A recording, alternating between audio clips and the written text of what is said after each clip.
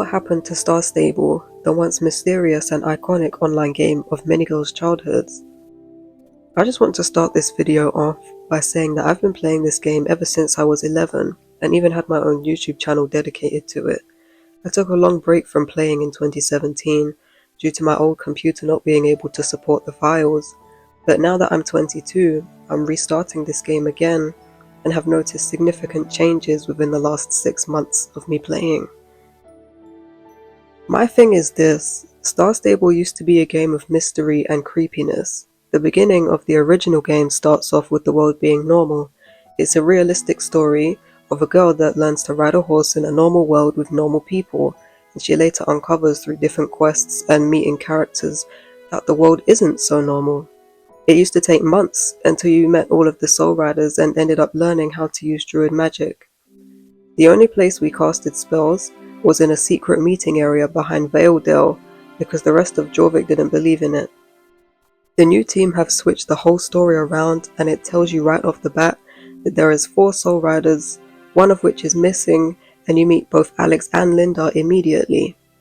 When you look around, you can see all the players riding magical wild flying horses, unicorns and dragons, which immediately kills any type of scary or uncanny valley vibe that the game once hooked the player with.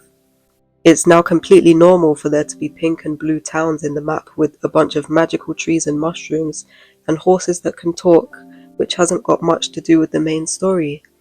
You once had to be at least level 15 to even have the game allude to any type of magic or secret world. What drew me into playing Star Stable when I was 11 was the idea of there being a secret sisterhood that uncovers hidden societies together, almost like the TV show House of Anubis, where they have a secret club. The rest of the class were oblivious to their private adventures and live life as normal. The new game has eradicated that whole feeling because it's now canon that every single NPC knows that magical horses, alternate universes, and evil exists. Side note, I don't know why I keep seeing people say stuff like they took the Save Justin quest out and they don't have the druid training anymore. Like, why do you guys like to lie? Both of these things are still in the game. People just be saying stuff sometimes to make their point. Like, it didn't go anywhere. Relax yourself, okay? A glitch I noticed though is that if you haven't finished the part of the game where Concord grows back to normal size, there's a bug where if you go into Silverglade Castle, the grown version of him is just standing there. Like, what the hell? Like, and I don't know if they've patched it, but when I was playing the game, I went in there and I was just like, oh, this is awkward. Like, Steve's farm, the most iconic area in the game. Listen, yeah, what in the God's green earth is this? You're not eating it! You're not! You're not! You're not eating it, Pooh! You're not! Why? Just why?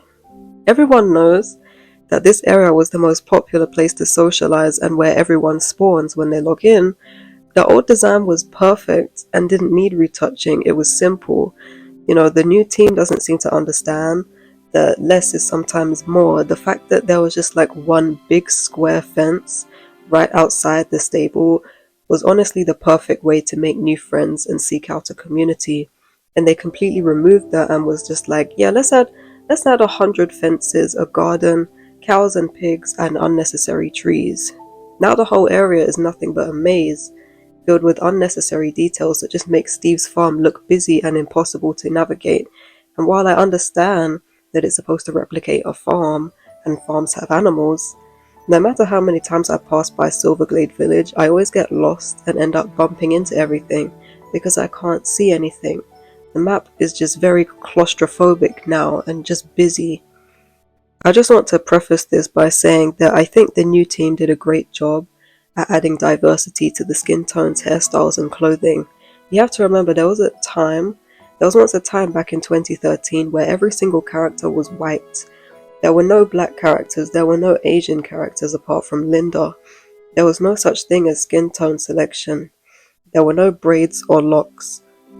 So I definitely think they've taken a step in the right direction because I used to pray for times where I could make my character look like me.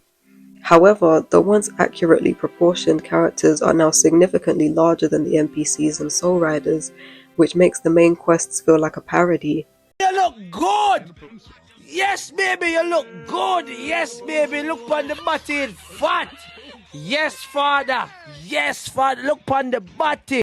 The characters look very boxy and awkward, and don't really give off the original vibe of realism that the game tried to emulate.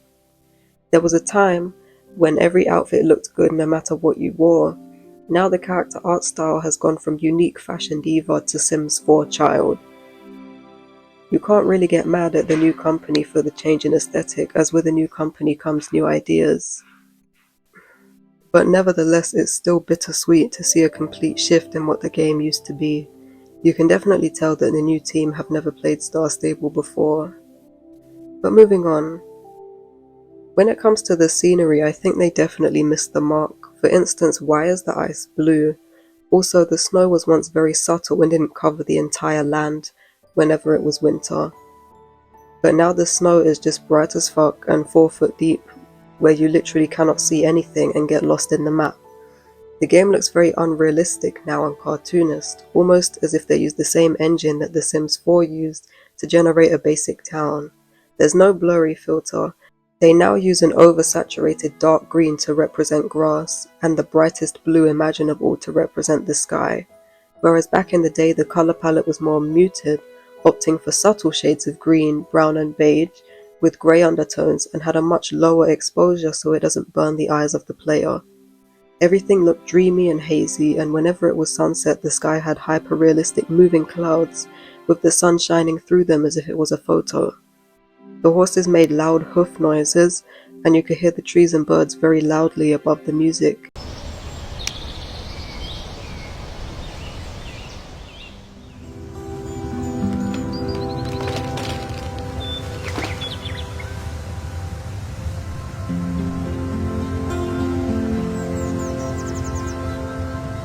But now you can barely hear that, and they've gotten rid of some of the old orchestra music and replaced it with Lisa and her guitar.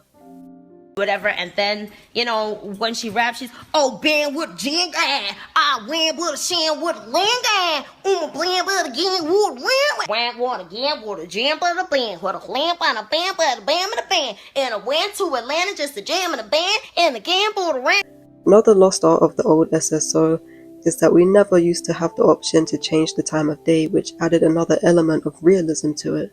The sun wouldn't go down in the game unless it was 11 PM or midnight, which was when most people would have curfew, so opening up your laptop to play past bedtime gave an element of curiosity and adventure.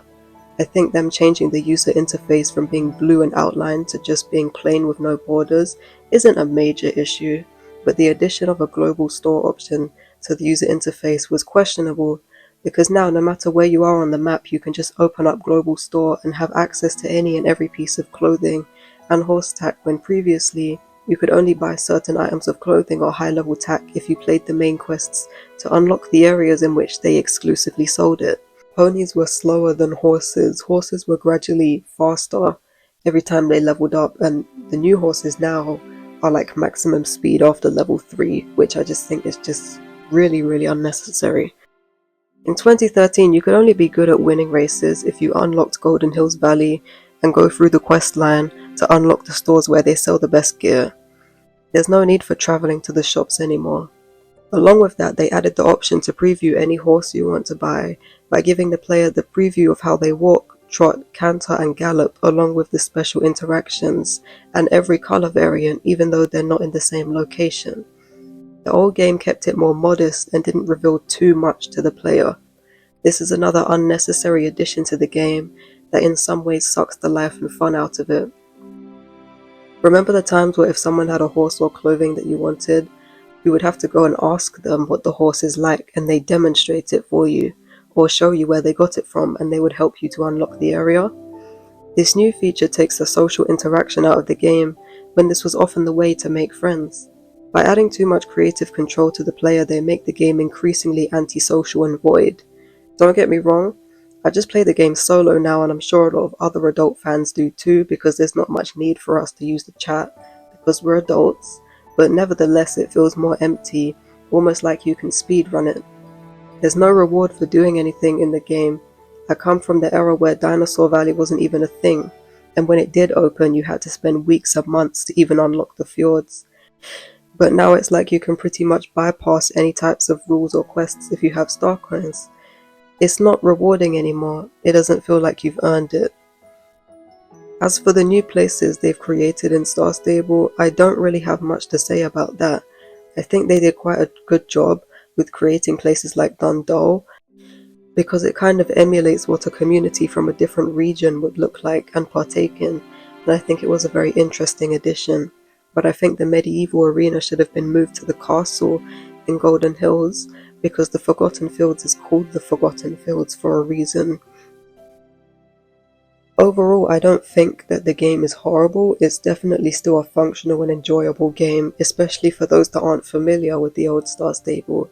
But I do think that for those that are original fans, the more updates that they bring, the sadder it makes us, because with every update to a village where they revamp it, we slowly watch the old character designs get gentrified.